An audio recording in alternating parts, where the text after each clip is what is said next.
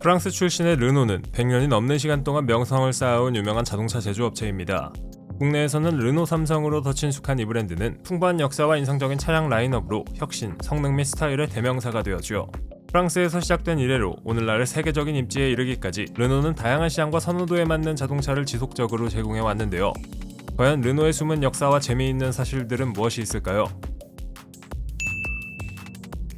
르노는 1899년 루이 르노와 그의 형제 마르셀 그리고 페르낭에 의해 소시에테 르노 프레레라는 이름으로 설립되었습니다. 현재는 100여 개국 이상에서 차량을 판매하며 최고의 자동차 회사 중 하나로 손꼽히는 르노인데 설립되었을 즈음에도 꽤 이름을 날렸죠.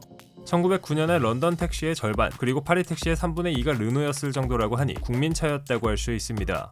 1910년대에는 이런 성공을 기반으로 유럽 최대의 자동차 기업이 되었죠. 르노는 2차 대전을 겪으면서 브랜드 이미지에 많은 타격을 받았습니다. 프랑스 점령 당시 독일군이 르노의 군수물자를 생산하게 했는데 루이 르노는 처음엔 거절했으나 현실적인 이유 때문에 결국 나치의 부역자로 트럭을 생산해냈지요. 이런 이유 때문에 당시 르노의 80% 이상의 생산시설이 연합군에 의해 파괴되기까지 했습니다. 그리고 나치에 협력했기 때문에 르노는 매국노라는 이미지가 남아있죠. 반면 경쟁사인 푸조는 나치에 대항하여 스스로 공장을 폭파하고 로켓 설계도를 연합군에 넘기는 등의 행동으로 독립투사라는 타이틀을 획득했습니다. 참고로 르노의 창립자인 루이 르노는 독일에 협력한 죄로 감옥에 갇혀있다가 1944년 생을 마감했습니다. 혹시라도 앞잡이 역할을 생각하는 분이라면 이 일을 교훈으로 삼는 게 좋겠네요. 과거 르노에서 만들었던 FT171이라는 탱크는 나중에 까르띠에 탱크 모델이 탄생하는 데 영향을 미쳤습니다. 잘 보면 둘이 비슷하게 생겼죠. 전쟁이 끝난 뒤인 1945년 르노는 프랑스 정부의 소유가 되었다가 1996년이 되어서야 다시 민간 기업으로 바뀌게 됩니다. 민간 기업으로 바뀐 뒤에 르노가 한 일은 바로 일본의 자동차 기업 닛산과의 협력 관계를 구축하는 일이었죠. 1999년 탄생한 르노 닛산 얼라이언스를 통해 두 회사는 지분을 교환했는데 당시 재정난에 빠졌던 닛산의 주식 일부를 르노가 인수하고 협업 효과를 강화하기 위해서였습니다. 덕분에 현재는 다치아, 알파인, 인피니티, 미쓰비시 등의 자동차 브랜드를 소유한 세계에서 세 손가락 안에 드는 거대한 자동차 동맹으로 성장했는데요. 두 회사는 서로 부품을 공유하는 등의 방식으로 협력을 강화해 왔는데 바꾸어 말하면 르노의 부품을 닛산 자동차에 사용할 수도 있다는 이야기입니다. 세계 3대 자동차 기업답게 르노가 레이싱에도 많은 공을 들이고 있다는 사실 알고 계시나요? 르노는 20세기 초부터 레이싱 대회에 참가했으며 관련 기업들을 직접 인수해 운영하기까지 했습니다. 1970년대 들어서는 자신들이 만든 차로 이름난 레이싱 대회인 르망24에서 우승했습니다.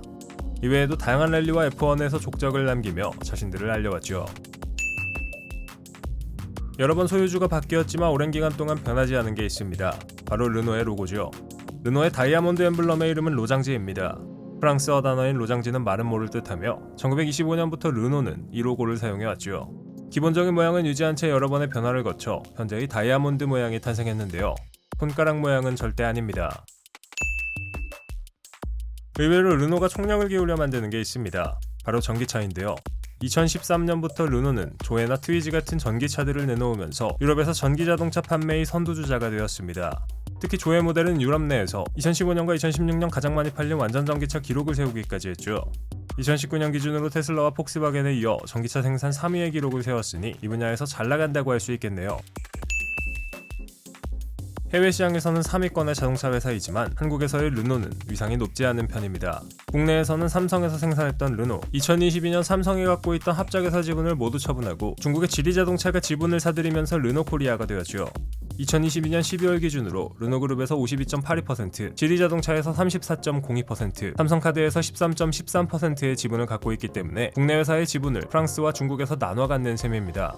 또한 2024년 6월 기준으로 삼성카드의 지분 매각이 추진되고 있어 성사가 된다면 한국과는 거리가 먼 완전한 외국 기업이 되는 셈이죠. 과거에는 국산 자동차 혹은 유럽 브랜드라는 이미지가 강했지만 더 이상은 그런 이미지를 가질 수 없습니다. 그 결과는 자동차 시장 내 점유율이 입증해주고 있죠. 국내에서 르노가 힘들어질 이유는 또 있습니다. 2024년 6월 말에 발생한 자체 유튜브 채널의 논란 때문입니다.